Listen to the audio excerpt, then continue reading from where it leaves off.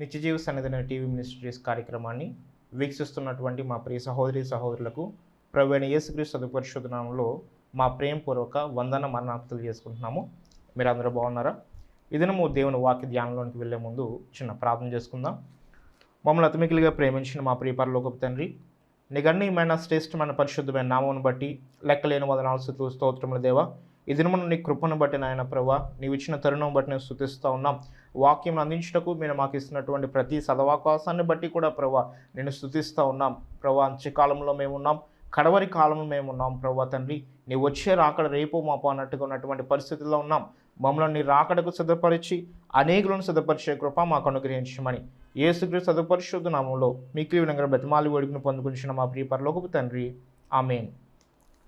ఇదిన వాక్య ధ్యానాంశం కోసము సామెతల గ్రంథము 15వ అధ్యాయము 24వ వచనం చదువుకుందాం. క్రిందనున్న పాతాళమును తప్పించుకొనవలనని బుద్ధిమంతుడు పరమునకు పోవు జీవమార్గమున నడుచుకొనును. ఈ సామెతలు రచించినటువంటి సొలొమోను గారు ఈ యొక్క అధ్యాయంలో ఈ ప్రత్యేకమైన వచనములో ఈ రీతిగా మాట్లాడుచున్నారు. క్రిందనున్న పాతాళమును తప్పించుకొనవలనని. పాతాళము అనేటువంటిది ఉన్నది. పాతాళములో మరి భయంకరమైనటువంటి వేదన ఉంటుంది, భయంకరమైనటువంటి శ్రమలు ఉంటాయి. ఆత్మ ఎల్లప్పుడూ కూడా దహించి వేయబడుతూ ఉంటుంది. భూలోకంలో ఉన్నటువంటి మరి కాలమంతా కూడా పాపములు చేస్తూ దేవునికి వ్యతిరేకమైన కార్యములు చేసిన వారందరూ కూడా ఈ పాతాళంకి వెళ్తారు అనేటువంటి ఆలోచన మరి అన్ని మత గ్రంథాల్లో కూడా ఎంతో కొంత ఉంటుంది. మరి బైబిల్ ప్రకారం కనుక మనం చూసుకున్నట్లయితే ఈ యొక్క సామెతలు రచించినటువంటి మరి రచయిత గారు ద్వారా దేవుడు మాట్లాడుచూ ఉన్నాడు. క్రిందనున్న పాతాళమును అనగా ఈ పాతాళం అనేటువంటిది ఎక్కడ ఉన్నది అనేటువంటి మాటను కూడా చెప్తూ కూడా ఏమంటున్నారు అంటే, బుద్ధిమంతుడైతే పరమునకు, టూ కాంట్రడిక్ట్ వర్డ్స్ అనేటువంటివి మనకు కనబడుతూ ఉంది. పాతాళము, పరలోకము. ఈ పాతాళమును తప్పించుకోవాలని బుద్ధిమంతుడైతే ఏం చేస్తాడంటే పరలోకము నేను వెళ్ళాలని జీవ మార్గమున నడుచుకును. ఈ రోజున పాతాళ లోకము అనేటువంటి అంశం మీద కొన్ని మాటలు బైబిల్ గ్రంథంలో అసలు పాతాళ లోకము గురించి, నరకము గురించి ఏమైతే మాటలు ఉన్నాయో, మరి ఈ పాతాళ లోకమును తప్పించుకోవాలంటే జీవమార్గం అనేటువంటిది ఏంటో కొన్ని మాటలు మనము అసలు వాక్యంలో యేసుక్రీస్తు ప్రభువారు ఏమైనా మాటలు చెప్పారా?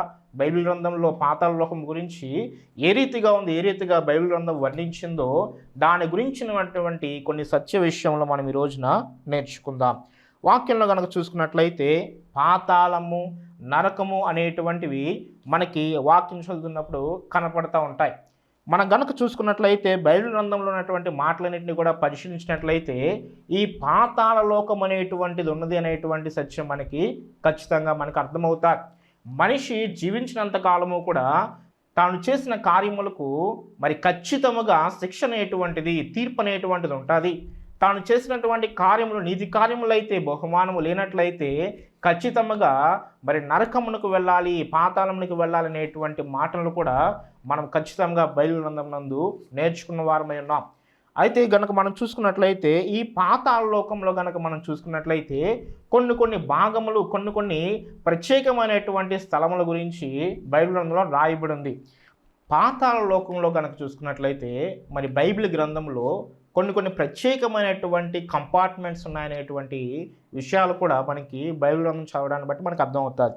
మనం కనుక చూసుకున్నట్లయితే ఆది కాండము 37వ అధ్యాయము 35వ వచనం కనుక మనం చూసుకున్నట్లయితే, అతని కుమారులందరూ అతని కుమార్తెలందరూ అతనిని ఓదార్చుటకు యత్నము చేసిరి. అయితే అతడు ఓదార్పు పొందనొల్లక నేను అంగలార్చుచు మృతుల లోకమునకు నా కుమారుని యొద్దకు వెళ్ళేదనని చెప్పి అతని తండ్రి అతని కోసము ఏడ్చెను. ఇక్కడ యాకోబు గారు మరి తనకున్నటువంటి ఆ యొక్క యోసేపు నిమిత్తము అన్నలు చెప్పినటువంటి ఆ అబద్ధాన్ని నమ్మి, అయ్యో నా కుమారుడు చనిపోయాడా, నా కుమారుడు చనిపోతే నేను కూడా నా కుమారుని దగ్గరికి వెళ్ళిపోతాను అనేటువంటి మాట సందర్భంలో నేను కూడా మృతుల లోకమునకు వెళ్తాను అనేటువంటి మాటను తను పలుకుతాడు. ఇక్కడ కనుక చూసుకున్నట్లయితే దీన్నే హెబ్రీ యొక్క భాషలో షియోల్ మరి ఇంకా హెడెస్ అనేటువంటి మాటను కూడా ఉపయోగించారు. అలా ఇంకొక వచనం కనుక మనం చూసుకున్నట్లయితే 1 పేతురు 4వ అధ్యాయము 6వ వచనం చదువుకుందాం. మృతులు శరీర విషయంలో మానవరీత్యా తీర్పు పొందినట్లును ఆత్మ విషయంలో దేవుని బట్టి జీవించున్నట్లును వారికి కూడా సువార్త ప్రకటింపబడెను. ఇక్కడ మృతులు శరీర విషయంలో అనేటువంటి మాటను కూడా మనం చూసుకున్నట్లయితే ఈ 2 వచనములను బట్టి కూడా హెడెస్సు అనేటువంటిది మరి పాతాళ లోకంలో ఒక కంపార్ట్మెంట్గా ఉన్నదనేటువంటి మాటను కూడా మనం అర్థం చేసుకోవచ్చు. అలాగే ఇంకొక వాక్యం చదువుకుందాము. లూకా సువార్త 16వ అధ్యాయము 19 నుంచి 31 వచనంలో కనుక మనం చూసుకున్నట్లయితే ఇక్కడ యేసు ప్రభువారు ఒక జరిగినటువంటి వృత్తాంతం గురించి ఆయన మాట్లాడుతూ కూడా లాజరు గురించి ధనవంతుడి గురించి కూడా ఆయన మాట్లాడుతూ ఇక్కడ ఏం చెప్పారు అంటే, ఆ దరిద్రుడు చనిపోయి దేవదూతల చేత అబ్రహాము రొమ్మున ఆనుకునుటకు కొనిపోబడెను. ధనవంతుడు కూడా చనిపోయి పాతి పెట్టబడెను. అప్పుడు అతడు పాతాళములో బాధపడుచు కన్నులెత్తి దూరము నుండి అబ్రహామును అతని రొమ్మున ఆనుకుని లాజరును చూచి, తండ్రివైన అబ్రహాము నా యందు కనికరపడి తన వ్రేలికొన నీరులో ముంచి నా నాలుకను చలార్చుటకు లాజరును పంపుము, నేను ఈ అగ్ని జ్వాలలో యాతన పడుచున్నానని కేకలు వేసి చెప్పెను. అబ్రహాముతో మరి దూరముగా చూచున్నటువంటి ఆ యొక్క అబ్రహామును బట్టి కూడా ఈ ధనవంతుడు ఆ పాతాళంలో హెడెస్సులో బాధపడుతూ కూడా ఇక్కడ వేదన పడుచున్నాను, యాతన పడుచున్నాను అని చెప్పేసి ఆయన మాట్లాడతారు. అంటే చనిపోయినటువంటి మృతులు ఎక్కడికి వెళ్తారంటే హెడెస్లోనికి వెళ్తారు. ఈ హెడెస్లోనికి మరి వెళ్ళినటువంటి వారు మరి దేవుని యొక్క మార్గంలో వారు ఉన్నట్లయితే, జీవ మార్గంలో వారు ఉన్నట్లయితే వారు పరదేశంలోనికి వెళ్తారు. లేనట్లయితే వారు చేసిన కార్యములను బట్టి వారు యాతన పెట్టబడతారు. వారు యాతన పెట్టబడుచు కూడా భయంకరమైనటువంటి అగ్ని జ్వాలల చేత కాల్చబడుతూ వారి ఆత్మ మరి వారు చేసినటువంటి యొక్క అపరాధములను బట్టి కూడా శిక్షను అనుభవించాల్సి వస్తుంది. కనుక బుద్ధిమంతుడైతే వీటిని ఆలోచనలో పెట్టుకుని వీటి నుంచి నేను తప్పించుకోవాలనేటువంటి ఆలోచన కలిగి పరమునకు నేను వెళ్ళాలి గనుక జీవ మార్గమున నన్ను నేను సరిచేసుకుంటూ ముందుకు వెళ్ళాలనేటువంటి నిశ్చయత కలిగి ఉంటారు. ఇది పాతాళ లోకంలో హెడెస్ అనేటువంటి ఒక కంపార్ట్మెంట్. తర్వాత కంపార్ట్మెంట్ కనుక మనం చూసుకున్నట్లయితే ప్రకటన గ్రంథము 20వ అధ్యాయము 1 నుంచి కొన్ని వచనములు కనుక మనం చూసుకున్నట్లయితే, మరియు పెద్ద సంఖ్యలను చేతపట్టుకుని అగాధము యొక్క తాళపు చెవిగల యొక్క దేవదూత పరలోకం నుండి దిగివచ్చి చూచితిని. అతడు ఆది సర్పమును అనగా అపవాదియు సాతానును అను ఆ ఘట సర్పమును పట్టుకుని 1000 సంవత్సరములు వారిని బంధించి అగాధములో పడవేసి ఆ 1000 సంవత్సరములు గడుచు వరకు ఇక జనములను మోసపరుచుకున్నట్లు అగాధమును మూసి దానికి ముద్ర వేసెను. అటు పిమ్మట వాడు కొంచెం కాలము విడిచిపెట్టబడవలెను. ఇక్కడ కనుక మనం చూసుకున్నట్లయితే దేవాతి దేవుడు ప్రకటన గ్రంథంలో రాయించారు. సైతాను మరి మనుషులను ఎప్పుడైతే దేవుడు మనుషులను తన రూపంలో తన స్వరూపంలో చేసుకుని ఉన్నారో, తను పడిపోయినటువంటి నైజాన్ని బట్టి, గర్వంతో పడిపోయిన నైజాన్ని బట్టి, దేవుని మీద వెర్రి కోపంతో, మానవుణ్ణి ప్రేమిస్తున్నటువంటి దేవుని మీద వెర్రి కోపంతో, అలాగే మరి దేవుడు ఎంతగానో ప్రేమిస్తున్నటువంటి మానవుని మీద కోపంతో కూడా మరి నేను కోల్పోయినటువంటి స్థితిని ఈ మానవుడు సొంతం చేసుకోవడానికి మరి దేవుడు కలగజేస్తాడు అనుకుని మానవుల మీద మరి పగబట్టి మానవుల పాపంలో పడవేస్తారు. పాపంలో పడవేసిన దగ్గర నుంచి కూడా వాడి మోసంలోనే ఏం చేస్తూ ఉన్నాడంటే అవ్వను మోసపరిచినట్లు మానవులందరినీ ఏదో ఒక రీతిని మోసపరుస్తూ దేవునికి దూరం చేస్తూనే ఉన్నాడు. అంటే జనములను అనగా దేశములను, దేశాది నేతలను కూడా ప్రతి ఒక్కరిని మానవులు మోసపరిచేటువంటి ఈ మోసపరచు ఆత్మ, ఈ మోసపరచు అపవాది మానవులను ఇప్పుడు కూడా ఎల్లకాలము కూడా ఏం చేస్తున్నాడు అంటే మోసం చేస్తున్నాడు. కానీ దేవుని యొక్క వాగ్రంథంలో వాడి అంతము ఏమవుతుందో దేవుడు ముందుగా రాయించారు. ఎప్పుడైతే వధువు సంఘము సిద్ధపడి సంఘమంతా కూడా ప్రపంచంలో ఉన్నటువంటి సంఘంలో మరి దేవుని రాకడ కొరకు కనిపెట్టుకొనుచు నీతి మార్గం నిత్య మార్గమున దేవుని మార్గమున వారు ఓర్పుతో చివరి వరకు కూడా ఎన్ని శ్రమలు వచ్చినా ఎన్ని కష్టములు వచ్చినా సరే విశ్వాసముతో యేసు ప్రభు కాచినటువంటి రక్తములో వారి వస్త్రములు శుద్ధి చేసుకుంటూ వారి పాప క్రియలను కడిగి వేసుకుంటూ విడిచిపెట్టుకుంటూ కూడా వధువు సంఘముగా సిద్ధపడినటువంటి సంఘమును దేవుడు మధ్యాకాశంలోనికి వచ్చి తీసుకుని వెళ్తారు. తర్వాత భూమి మీద 7 ఏండ్ల కాలము మహాశ్రమలు ఉంటాయి. ఆ మహాశ్రమల కాలంలో కూడా అనేక మంది ఎంతో వేదనలు పడి, ఎంతో మరి దేవుని మీద ప్రేమతో వారు చేసిన పాపములను బట్టి కూడా పశ్చాత్తాపడి దేవుని వైపు కొంతమంది తిరుగుతారు. అయినప్పటికీ మరి సైతాను ఆ జనములను మోసపరిచినట్టుగానే ఇంకా తన నైజమును మార్చుకోక గర్వంతో దేవుని మీదకే యుద్ధం చేయడానికి వెళ్తాడు.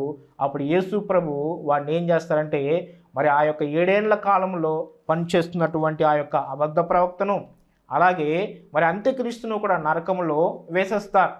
కానీ సైతాను మాత్రం ఏం చేస్తారంటే 1000 ఏండ్ల కాలము కూడా ఏం చేస్తారు అంటే మట్టులేని గొయ్యలో, మరి బాటమ్లెస్ పిట్ అంటారు, మట్టులేని గొయ్యలో 1000 సంవత్సరాలు వారిని పడవేస్తారు. మరొక వస్తువును ఆ యొక్క మట్టులేని గొయ్యలో వేసినట్లయితే ఆ వస్తువు ఏమవుతుందంటే 1000 ఏండ్ల కాలము కూడా అది పడుతూనే ఉంటుంది. ఈ 1000 ఏండ్ల కాలము కూడా ఈ యొక్క సాతాను కట్ట దేవుడు ఏం చేస్తారు అంటే మరి ఇక నీవు జనములను మోసపరిచి పాపము చేసి భయంకరమైన కార్యములు చేస్తావు, నీవు మారు మనసు ఇకనైనా పొందని చెప్పేసి దేవుడు ఇంకా కాలమును పొడిగిస్తూ కూడా సైతానుకు మరి ఆ యొక్క శిక్షణ వేస్తారు.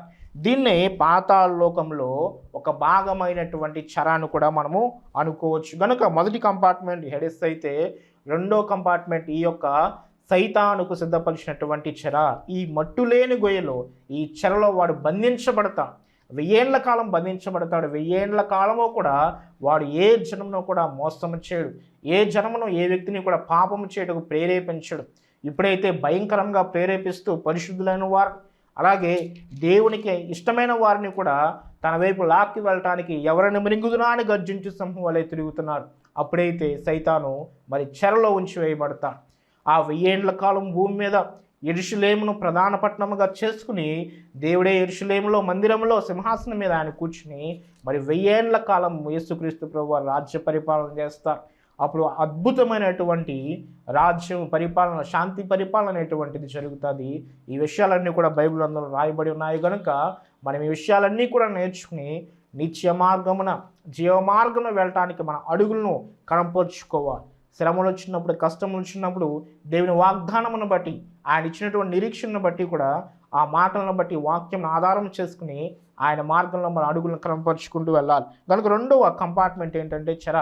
పాతాళ లోకంలో మొదటి కంపార్ట్మెంట్ హెడెస్ అయితే, రెండో కంపార్ట్మెంట్ చెర. మొదటి కంపార్ట్మెంట్ హెడెస్లో మరి భూమి మీద సువార్త విన్న రక్షణ లేనటువంటి వారు, సువార్తను అంగీకరించిన వారు, లేకపోతే వారి యొక్క క్రియలు, వారి యొక్క పాపములన్నీ కూడా ఉపవేసుకునకుండా దేవునికి అయిష్టముగా జీవించిన వారు, దేవుని మార్గమును తెలుసుకుని కూడా ఇంకా మరి వెనక్కి వెళ్ళిపోయినటువంటి వారు కూడా వారు చేసిన పాపములు నిలిచి ఉన్నాయి కనుక వారి హెడెస్లో యాదన పెట్టబడాలి. ధనవంతుడు లాజరు యొక్క వృత్తాంతంలో కనుక చూసుకున్నట్లయితే మరి కొంతమంది బైబిల్ పండితులు ఏం చెప్తారు అంటే ఇది జరిగిన వృత్తాంతం అని చెప్తారు. ఎందుకంటే దేవుడు ఎప్పుడు కూడా ఉపమానముల్లో ఆయన పేర్లు కూడా ఎప్పుడు కూడా చెప్పలేదు. ఆయన పేరు చెప్పినటువంటి వృత్తాంతం ఏదైనా ఉందంటే ఈ లాజరు ధనవంతుడు కనుక ఈ యొక్క వృత్తాంతము జరిగింది, కానీ ఇది ఒక ఉపమానం కాదని చెప్పేసి కొంతమంది బైబిల్ పండితులు చెప్తూ ఉంటారు. మరి ఆయన చెప్పినటువంటి ఆ యొక్క వృత్తాంతంలో కనుక చూసుకున్నట్లయితే ఈ యొక్క పాతాళం అనేటువంటిది ఉన్నది. ఈ యొక్క పాతాళంలో అగాధం అనేటువంటిది ఉంది. ఎవరెవరికి అంటే మరి యాకోబు ఏ రీతిగా మృతుల్లోకి వెళ్తానని చెప్పాడో చనిపోయిన ప్రతి ఒక్కరూ కూడా ఈ యొక్క హెడెస్లోనికి వెళ్ళాలి.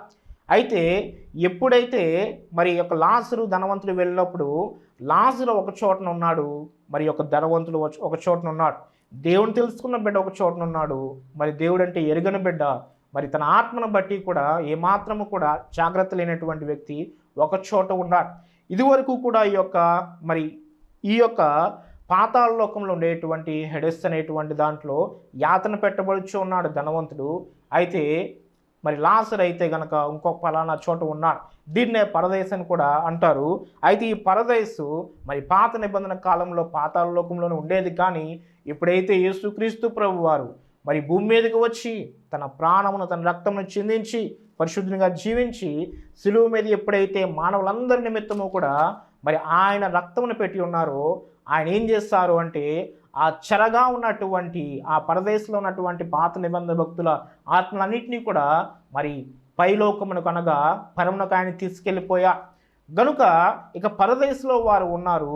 మరి ఆ యొక్క పరదేశంలో ఉన్నటువంటి భక్తులందరూ కూడా మరి పరములో ఉన్నారు. గనుక మనం చూసుకున్నట్లయితే పరమున ఒక భాగంలో ఉన్నారు. గనుక మనం చూసుకున్నట్లయితే ఇప్పుడు హేడస్సులో ఎవరు ఉంటారు అంటే మారు మనస్సు పొందిన ఆత్మలు, దేవుని ఎరిగిన ఆయన్ను మరి భయభక్తులుగా సేవించినటువంటి ఆత్మలు కూడా ఉంటాయని మనం గమనించాలి. ఒక వాక్యం చెప్పి మరి ఆ యొక్క పరదేశంలో ఉన్న వారు పరలోకంలోకి వెళ్ళారు అంటే వాక్యంలో ఉంటుంది. హెబ్రీలోకి రాసినటువంటి పత్రికలో 11వ అధ్యాయంలో కనుక మనం చూసుకున్నట్లయితే 39-40 వచనముల్లో, వీరందరూ తమ విశ్వాసము ద్వారా సాక్ష్యము పొందిన వారైనను మనము లేకుండా సంపూర్ణులు కాకుండా నిమిత్తము దేవుడు మన కొరకు మరి శ్రేష్టమైన దానిని ముందుగా సిద్ధపరిచును గనుక వీరు వాగ్దాన ఫలము అనుభవింపలేదు. అనగా పరమునకు పరలోక రాజ్యమునకు వాక్యంలో రాయబడి ఉంటుంది. ప్రకటన గ్రంథంలో నూతన యెరూషలేము మరి పెండ్లి కుమార్తె తాను సిద్ధము చేసుకున్నదని కూడా వాక్యంలో ఉంటారు. గనుక పరలోకంలోకి ఇంకా ఎవరు వెళ్ళలేరు. కానీ ఎప్పుడైతే ఆరోహణం అవుతారు మరి సంఘం అంతా కూడా ఎత్తబడుతుందో అప్పుడు పరలోకంలోనికి వెళ్ళటం అనేటువంటిది జరుగుతుంది. కనుక మరి దేవుని యొక్క రాజ్యంలో వధువు సంఘముగా సిద్ధపడవలసినటువంటి చివరి వ్యక్తి కూడా ఎప్పుడైతే సిద్ధపడతారో అప్పుడు ఖచ్చితంగా మధ్యాకాశంలోనికి దేవుడు వస్తారు. కనుక మరి వాక్యంలో దేవుడు చెప్పిన రీతిగా ఆయన వచ్చేలా అక్కడ రేపు మాపన్నట్టుగా ఉంది. ఈ రోజున మన ఆత్మను మనము సిద్ధం చేసుకుంటున్నామా? అనుదినము కూడా రాకడ తలంపు అనేటువంటిది, అనగా దేవుడు వచ్చే రాకడ ఈరోజే అని అనుకోకపోతే నీవు నేను కూడా సిద్ధపడలేమని చెప్పేసి బైబిల్ మిషన్ అందుకున్నటువంటి దైవజనులం దేవదాస్ అయ్య గారు ఆయన యొక్క వ్రాతల్లో అనేకమైనటువంటి పుస్తకాల్లో రాశారు. ఏమని అంటే అనుదినము నీవు నేను కూడా రాకడ తలంపు కలిగి ఉండాలి. ఈ రాకడ గుర్తులను మనం కనిపెట్టుకుంటూ ఉండాలి. సంఘం కనిపెట్టుకుంటూ ఉంటుందంట. ప్రభు ఈ పలానా గుర్తు జరిగినప్పుడు ఇదిగో ఈ గుర్తు ప్రభు చెప్పారు గనుక నేను సిద్ధపడి ఉండాలనేటువంటి ఆ యొక్క మాటను ఎప్పుడూ కూడా తలంచుకుంటూ కూడా తన యొక్క జీవితంను సరిచేసుకుంటూ కూడా రాకడ తలంపు కలిగి ఉంటుంది వధువు సంఘం. కనుక అటువంటి తలంపు కలిగి ఈ యొక్క అంత్యకాలంలో మన ఆత్మలను దేవుడు మనకిచ్చినటువంటి ఆ యొక్క తలాంతులతో మరి అనేకులు సిద్ధపరుస్తూ కూడా మనము కూడా నడుము కట్టుకోవాలి. కనుక ఈ యొక్క పాతాళ లోకంలో కనుక మనం చూసుకున్నట్లయితే హెడెస్ అనేటువంటి ఒక కంపార్ట్మెంట్ ఉంది. తర్వాత రెండో కంపార్ట్మెంటు చెర. ఈ చెర అనేటువంటిది మరి సైతానుకు సంబంధించింది. హెడెస్ అనేటువంటి కంపార్ట్మెంట్లో మారు మనసు పొందినటువంటి ఆత్మలు యాతన పెట్టబడుచు మరి భయంకరమైనటువంటి ఆ యొక్క నిత్య నరకాగ్నిలోనికి వెళ్ళటానికి సిద్ధంగా ఉంటాయి. గనక మనం చూసినట్లయితే మూడవ కంపార్ట్మెంట్ ఉంది.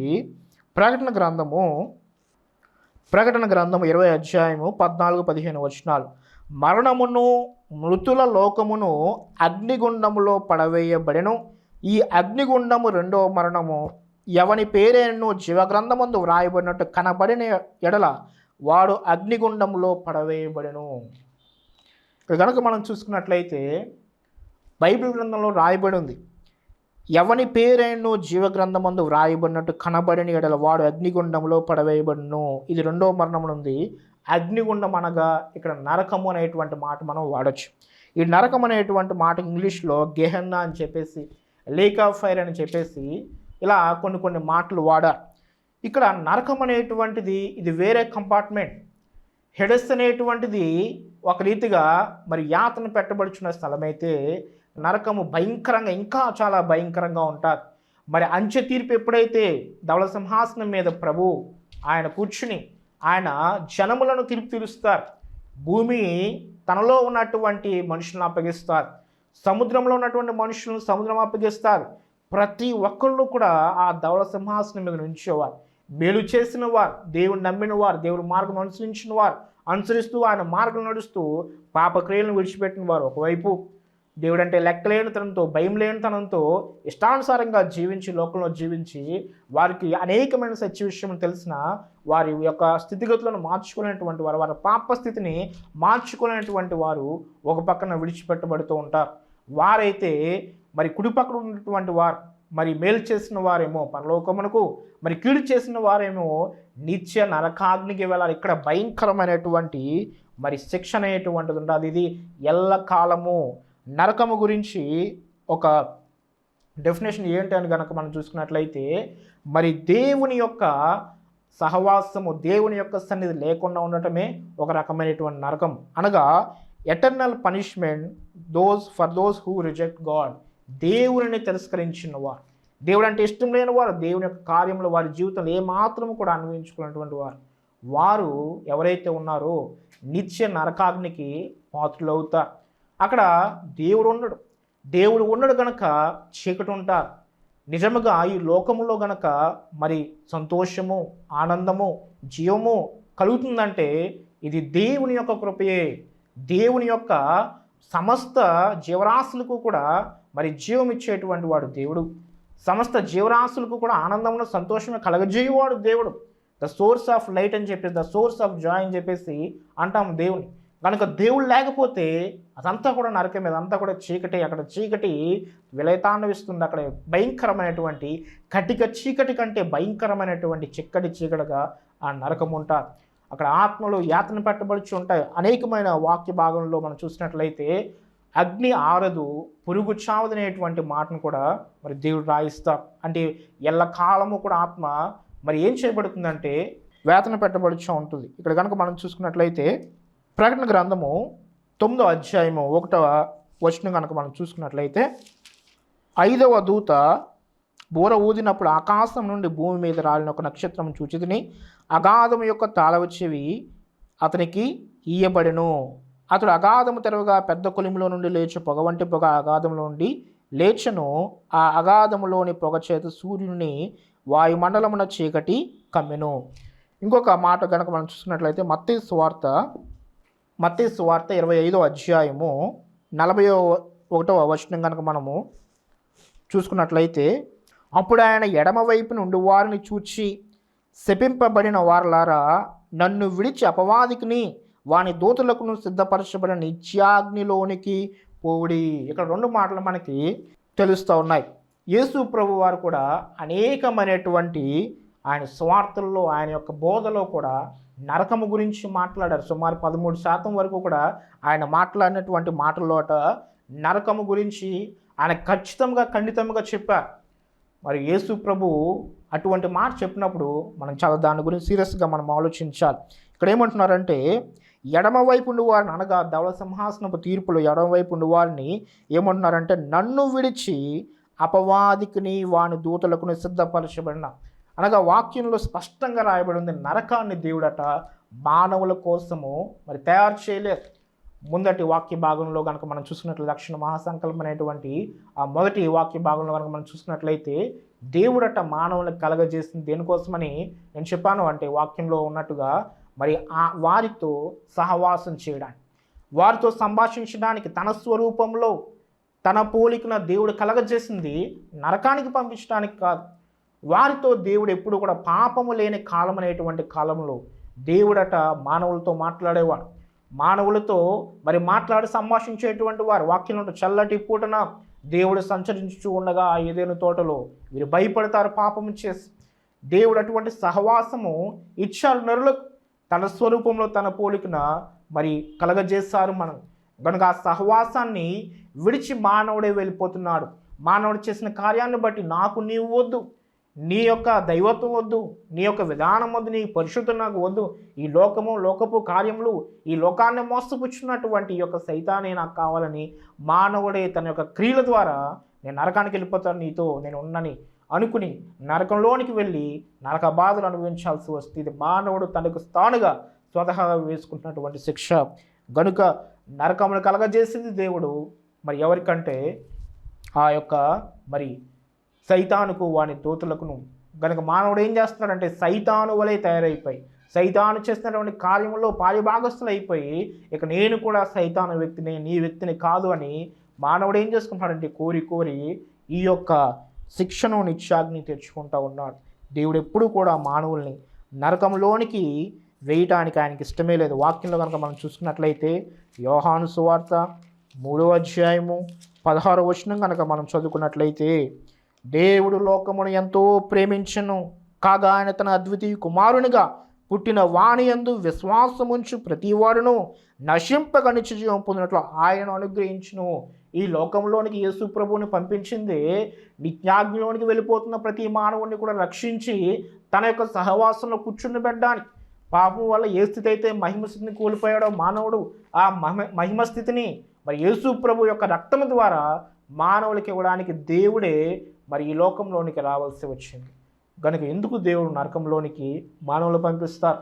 మనము చేస్తున్నటువంటి అపరాధములే, మనం చేస్తున్నటువంటి పాపములే అవి మన యందు నిలిచి ఉండి మన నరకంలోనికి లాక్కుని వెళ్ళిపోతూ ఉన్నాయి.